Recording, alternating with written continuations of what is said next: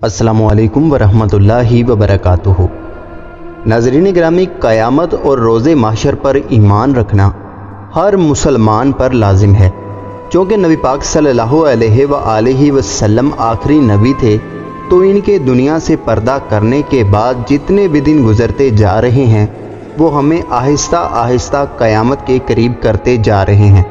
हज़रत अली रज़ी अल्लाह ताला अन्हो से किसी ने पूछा था कि दुनिया में सबसे बेहतरीन शख्स कौन है, तो आपने फरमाया जिसमें जितना ज़्यादा एहसास है वो उतना ही बेहतरीन है।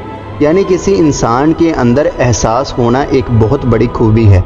यही वजह है कि हमारे नबी करीम सल्लल्लाहु अलैहि वसल्लम सबसे बेहतरीन थे, क्योंकि इनमें एहसास बहुत ज़्यादा था। ये उनका एहसास ही था जो वो हमारे लिए 1450 साल पहले रोए थे। ये भी उनका एहसास था कि वो एक दुआ जो हर नबी को मिलती थी और वो अपने लिए जो मांगते थे मिलता था, लेकिन हमारे नबी सल्लल्लाहु अलैहि वसल्लम ने वो दुआ अपनी उम्मत के लिए बचा ली।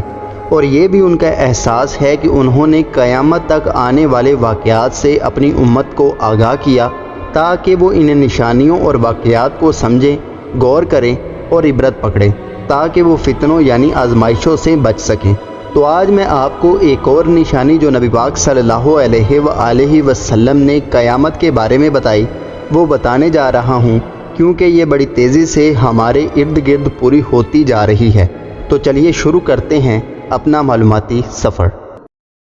सब्सक्राइब करें डिस्कवर उर्दू नॉलेज को और साथ में मौजूद बेल आइकन को भी दबा दें, ताकि हमारी हर नई आने वाली वीडियो सबसे पहले आपको मिल सके। नाज़रीन मोहतरम, हज़रत इमरान बिन हुसैन रज़ी अल्लाह ताला अन्हो बयान करते हैं कि रसूलुल्लाह सल्लल्लाहु अलैहि वसल्लम ने फरमाया, मेरा ज़माना सबसे बेहतरीन ज़माना है, फिर उन लोगों का दौर उम्दा होगा जो इनके बाद आएंगे, और फिर वो जो इनके बाद आएंगे।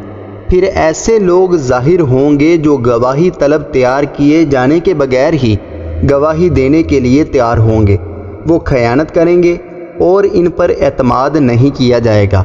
वो नज़र तो मानेंगे मगर इसको पूरा नहीं करेंगे, और इनमें मोटापा ज़ाहिर हो जाएगा।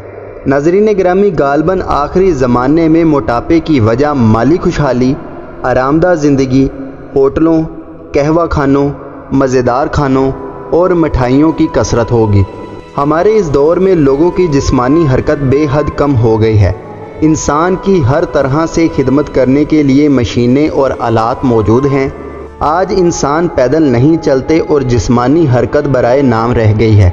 नतीजा ये हुआ है कि छोटे बड़े सब मोटापे का शिकार होते जा रहे हैं।